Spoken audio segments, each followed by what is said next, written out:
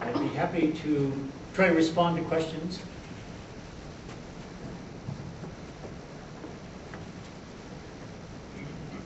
Thank you for being here, President Emeritus.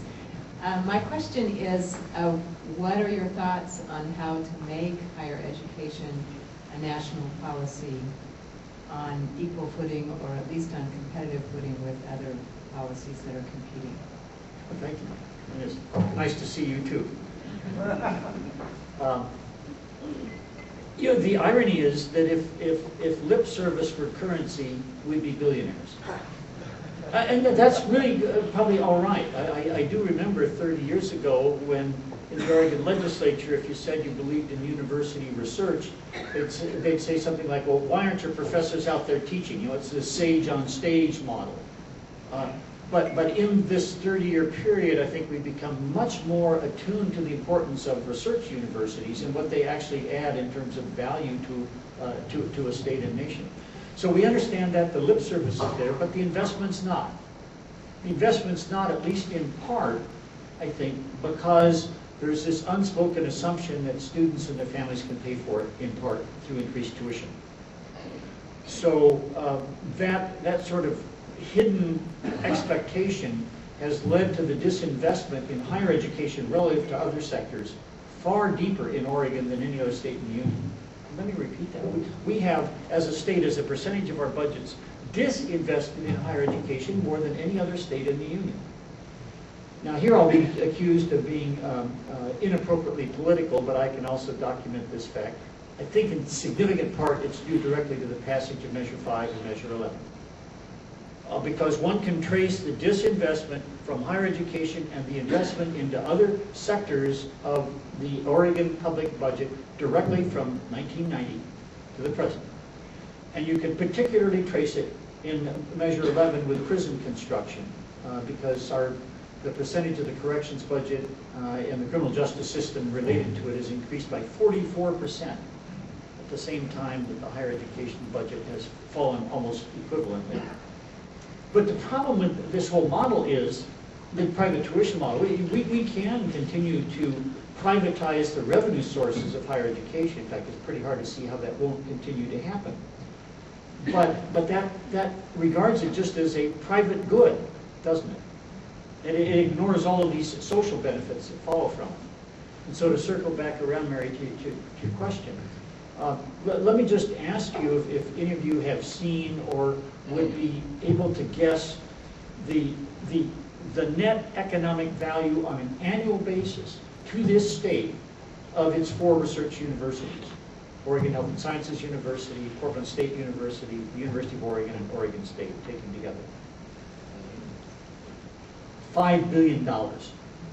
And those are figures put together by reliable economists in peer-reviewed methodologies. It's not just sort of a off the back of the envelope calculation. That counts the research dollars that are brought in from elsewhere. It counts the international students and non-resident students that come in from elsewhere and spend their money here. It counts the university revenues from all sources, 80 to 90% of which are spent locally in this region, so they come from elsewhere and reinforce our region. We would be really poverty-stricken as a state were it not for that huge influx of and vital economic engine that our research universities themselves provide. And it's sort of hidden beneath the surface, isn't it? Did I surprise most of you with the magnitude of that number? By the way, do you know how much $1 billion is? To the side. To think of it this way, we'll personalize it. If you were given the gift of eternal life, or at least enduring life, and if you started at the time of Christ and you were given $1,000 a day to spend on anything you wanted with the assurance you'd have $1,000 the next day, you would be spending through the Roman Empire, the Dark Ages, the Middle Ages, the Renaissance, the Reformation, the American Revolution, the Civil War, World War I, World War II, yesterday, today, and tomorrow, and you'd still have 700 years to go. That's what $1 billion is. So if one thinks of the aggregate that our higher education institutions bring, it's pretty breathtaking, isn't it? She asked for a drink of water. I gave her Niagara Falls. Dave, could you describe the proposal that grew out of your report and was, I guess, before the Board of Higher Education now? Yes, I will. And thank you. We have in Oregon several models of what are called independent public corporations. And maybe the name is bad because there's no stock. It doesn't involve private holders. The public, that is to say you and I, is still the owner, if you will, of this enterprise. But the designation is to free these particular agencies, and we have at least 3 of them in Oregon, Oregon Health and Sciences University, Safe Corporation, Oregon Public Broadcasting, free them from the shackles of the kind of state revenue and budgeting restrictions that are designed for state agencies of other kinds. People at OHSU whom I interviewed for the purposes of this paper trace the success of that institution in significant part in being mobile and agile in this very competitive healthcare industry in which they're involved, to the fact that they're an independent public corporation and they can move more nimbly and more flexibly, handle their costs better, find revenues other places, not have to go through the state appropriations process, which in the case of higher education, by the way, involves 6,300 different budget categories that need to be analyzed and met, and which divert the time and attention both of legislators and executive officials from real issues to minutiae and inputs. And the proposal that I made was that the State Board of Higher Education be very broadly delegated authority to create for one or more of the public research universities this same kind of status, so that it would have, let's say, a minimum floor of state mandates that it's required to meet, but beyond that not be bound by the kinds of things that constrain its costs or add to its costs or limit its revenues. In the case of higher education, it probably would mean both higher tuition and higher financial aid, because that model in fact can actually be made to work.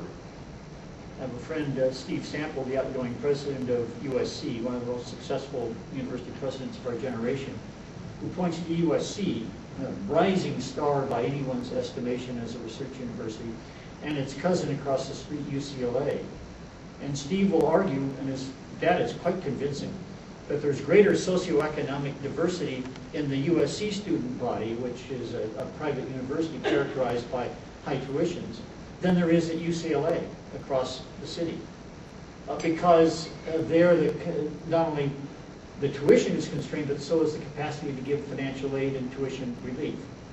So one would think that there'd be a difference in pricing structure. There probably would be a difference in managing costs and managing business. And all of that, of course, is no substitute for reintroducing revenues that have been taken away for the last 30 years, certainly the last 20 more aggressively.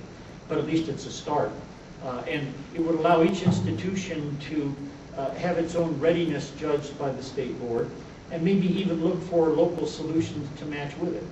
For example, and this is only Dave Frohnmayer speaking and no official voice of the state board, but it's possible to conceive that Portland State might wish at some point to create a metropolitan area tax base for at least some of its activities, so that there would be a source of revenue related to the urban mission of Portland State University. In the case of the University of Oregon, one could think about ways in which to match bonding with philanthropic unrestricted gifts that might leverage the capacity of philanthropy in a way that maybe other institutions aren't quite ready to do. So there are different combinations that can be put with this, but the point is that all we have done in the last 7 years since that proposal was last floated by all 7 university presidents is see our budget erode by 50%. With the same level of micromanagement and the same attempt to serve more students on fewer state dollars with a higher tuitions and only modestly higher financial aid. So I think we can find better models, and that's at least what I tried to experiment with as first steps.